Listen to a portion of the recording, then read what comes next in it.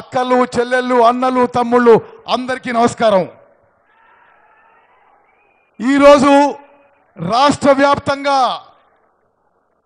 ముఖ్యమంత్రి రేవంత్ రెడ్డి గారు, ఉప ముఖ్యమంత్రి బట్టి విక్రమార్క గారి నాయకత్వంలో కాంగ్రెస్ పార్టీ, కాంగ్రెస్ ప్రభుత్వం పేదలందరికీ ఇళ్ళు ఇచ్చే కార్యక్రమంలో పాల్గొనడం నాకు కూడా ఎంతో సంతోషం అని చెప్పి మనం చేస్తున్నాను. ఉమ్మడి ఆంధ్రప్రదేశ్లో ఆనాటి కాంగ్రెస్ ప్రభుత్వంలో హౌసింగ్ శాఖ మంత్రిగా స్వతంత్ర భారతదేశంలో ఏ రాష్ట్రంలో కట్టని ఇళ్ళు స్వతంత్ర భారతదేశంలో ఉమ్మడి ఆంధ్రప్రదేశ్లో కాంగ్రెస్ ప్రభుత్వం కట్టింది. ఆనాటి హౌసింగ్ మంత్రిగా తిరిగి ప్రత్యేక తెలంగాణ రాష్ట్రంలో 10 ఏళ్ల నిర్లక్ష్యం తర్వాత రేవంత్ రెడ్డి గారు, బట్టి విక్రమార్క గారి నాయకత్వంలో కాంగ్రెస్ ప్రభుత్వం ప్రతి నియోజకవర్గానికి 3500 ఇండ్లు, ప్రతి లబ్ధిదారుకి 5 లక్షల రూపాయలు మంజూరు చేసే పథకం మీ ప్రాంతం నుంచి మొదలుపెట్టడం ఎంతో సంతోషమని మనం చేస్తున్నాను. అక్కలు చెల్లెలు అన్నలు తమ్ముళ్ళు, ప్రత్యేక తెలంగాణ రాష్ట్రం ఏర్పడ్డప్పుడు ఆనాటి ప్రభుత్వం నిరుపేదలని మోసం చేసిండ్రు.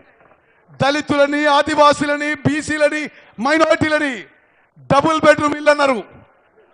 అందరికీ డబుల్ బెడ్రూమ్ ఇల్లు అన్నారు. ఒకనాడు మేము ఇందిరమ్మ ఇల్లు ఇచ్చినప్పుడు, నేను హౌసింగ్ మంత్రి ఇల్లు ఇచ్చినప్పుడు ఈ కేసీఆర్ కాంగ్రెస్ వాళ్ళకి వచ్చే ఇల్లు డబ్బా ఇళ్ళు. బిడ్డాలు ఎక్కడ వండుకుంటారు, కొడుకు కోడలు ఏడుంటారు, గొర్రెలు బర్రెలు ఎడగట్టేస్తారు అడిగిండు. 10 ఏళ్ల పాటు గత ప్రియాగస్ ప్రభుత్వం ఇళ్ల పథకంలో డబుల్ బెడ్రూమ్ ఇళ్ళని అందరినీ మోసం చేసిన విషయం ఒక్కసారి నేను గుర్తు చేస్తున్నా.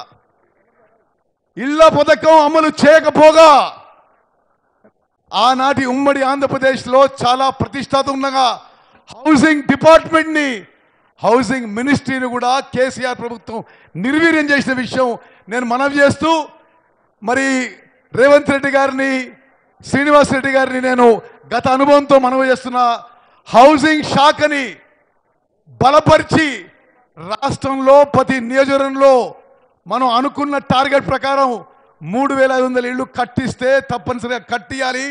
కాంగ్రెస్ పార్టీకి, కాంగ్రెస్ ప్రభుత్వానికి తిరుగుండదని చెప్పి నేను మనవి చేస్తున్నాను.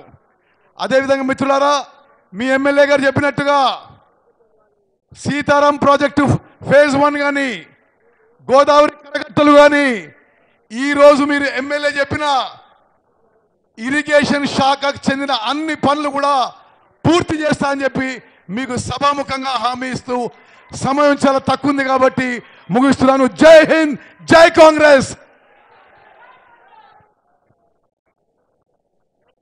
రెడ్డి గారు ధన్యవాదాలు. ఇప్పుడు గౌరవనీయులు పెద్దలు రాష్ట్ర మంత్రివర్యులు తుమ్మల నాగేశ్వరరావు గారిని మాట్లాడవలసిందిగా కోరుతా ఉన్నాను.